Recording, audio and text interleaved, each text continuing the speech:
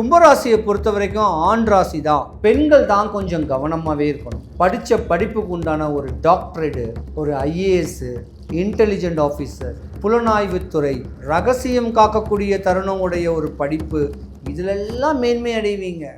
இப்படி படித்த ஒரு ஜாதகத்துக்கும் ஒரு பிரச்சனை இருக்கு. பாத சனி சும்மா கிடையாது. மனைவியுடைய சாபமோ மக்களுடைய சாபத்தையே வாங்கினா கும்பராசிக்கார ஆண்களுக்கு தேவையில்லாத இடையூறுகள் வரும். உடல் ரீதி உங்க ராசியிலேயே ராகு பகவான் பலமா இருக்கார். இந்த நவம்பர் மாசம்தான் ராகு கேது பேச்சு. கும்பராசியில ஆண்கள் இருந்தா மனைவிக்கு ஆகாது, கும்பராசியில பெண்கள் இருந்தா கணவனுக்கு ஆகாது. ராகுன்னாவே பிரிவு தான். யார் சாபத்திலையும் உழாதீங்க, யார் வாயிலையும் உழாதீங்க. மாமனார் வாயில விழ வேண்டாம், மாமியார் வாயில விழ வேண்டாம், அண்ணன் தம்பி அங்காளி பங்காளி வாயில விழாமல் இருந்து அடுத்தவன் உங்களுக்கு சூனியம் பண்ணாங்கன்னா உடல் பிரச்சனைகள் வர வாய்ப்பு. ஜாதகத்தில் ராகு பகவான் பலமாக இருக்காரு, ஆனால் ராகு பகவான் நட்பு வீட்டில் தான் இருக்காரு. ஒன்றும் பிரச்சனை இல்லை. இருந்திருந்தா கூட ராகு கேது பெயர்ச்சி வர வரைக்கும் அமைதியாக இருந்துட்டு போயிடுங்க. நீங்கள் உங்கள் ஜாதகத்தை யார்ட்டையாவது நல்ல ஜோதிடத்தை கொடுத்து உங்கள் ஜாதகத்தை அதை பக்குவம் பண்ணி தெரிஞ்சுக்கிறது நல்லது. 2026 ஜூலை மாத 12 ராசிகளுக்கும் உண்டான பலன்கள், பலவீனங்கள். கும்பராசி. கும்பராசிக்கு அதிபதியும் சனீஸ்வர பகவான் தான். வாதங்கள், விவாதங்கள், வம்பு தும்பு வழக்குகளை சந்திக்கக்கூடிய தருணங்களும் ஃபேஸ் பண்ணக்கூடிய அற்புதமான ஒரு ஆண் ராசி நீங்கள் தான்.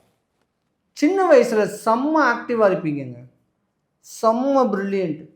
உங்களுடைய வளர்ச்சி பார்த்து அடுத்த பெற்றோரே இப்படி ஒரு குழந்தைய பெற்றிருக்கிறியே அப்படிங்கிட்டு அந்த குழந்தை மேலேயே போராமப்படக்கூடிய தருணம் சின்ன வயசுலேருந்தே வந்திருக்கும்.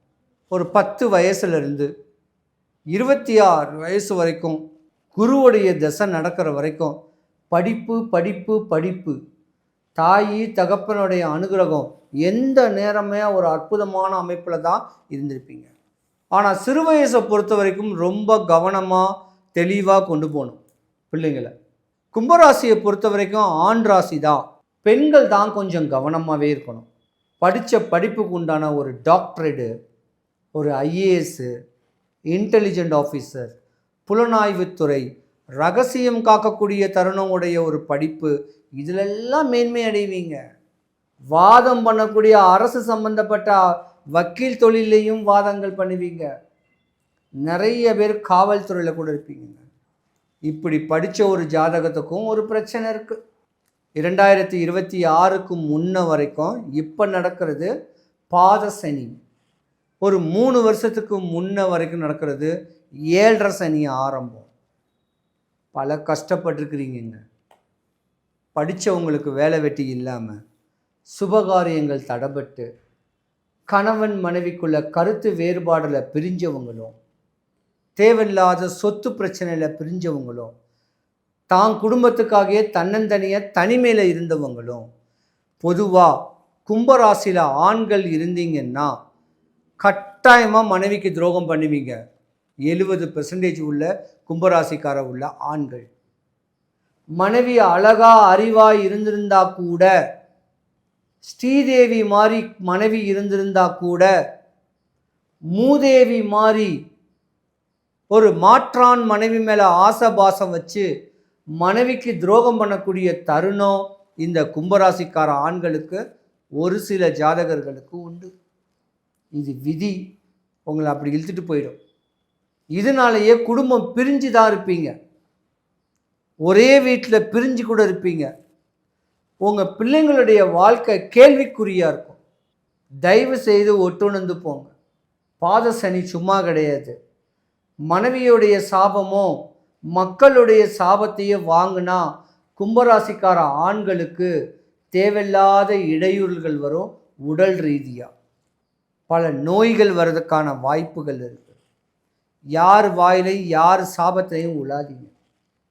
சேர்ந்து வாழுங்க. மண்ணை தின்னாலும் மறைவா தின்னுட்டு போங்க. ஒட்டுணர்ந்து போங்க. இல்லறத்தோட பின்பற்றிட்டு வாங்க. அப்போ தான் உங்கள் பிரபஞ்ச வாழ்க்கை நல்லா இருக்கும். கவனமாக இருந்துக்குங்க. மற்றபடி இந்த கும்பராசிக்காரர்களுக்கு ஒரு குறை வராதுங்க. தேவையில்லாத இடையூறிலே இந்த மோகம் தாங்க.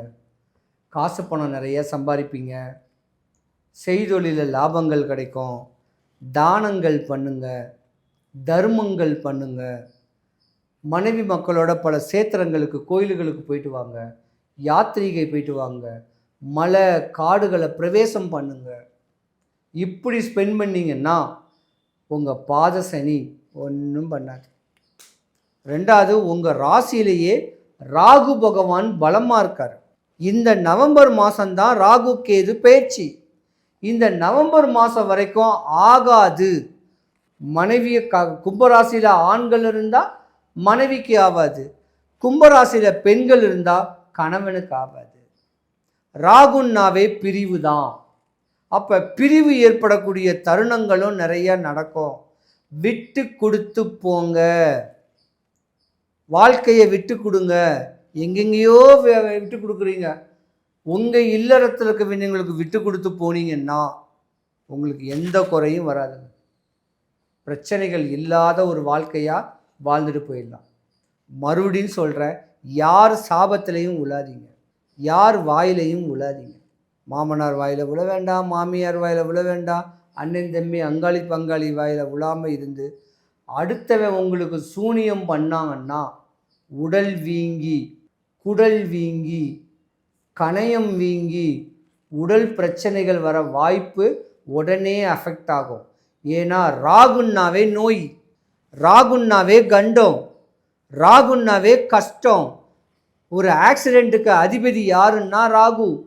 இந்த மாதிரியான விஷயங்கள்லாம் நடக்க வாய்ப்பு நிறையாவே இருக்குது.